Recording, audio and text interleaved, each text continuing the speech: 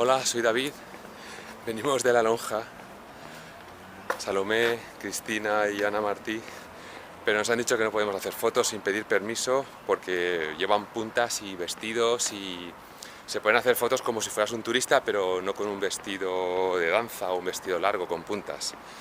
Entonces, bueno, pediremos permiso. Les he explicado que yo no soy un fotógrafo profesional y tal, pero bueno, no tienen por qué creérselo. En fin, estamos aquí en la Ciudad de las Ciencias y vamos a improvisar unas fotos a ver qué tal quedan. El día está nublado y en fin, el sitio es espectacular.